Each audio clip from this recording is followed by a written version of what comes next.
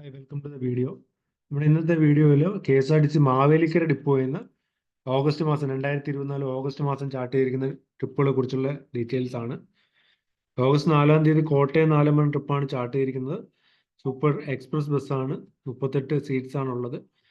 ഈ നമ്പറിലേക്ക് വിളിച്ചു കഴിഞ്ഞാൽ നിങ്ങൾക്ക് ഈ ട്രിപ്പിനെ കുറിച്ചുള്ള കൂടുതൽ ഇൻഫർമേഷൻ കിട്ടും.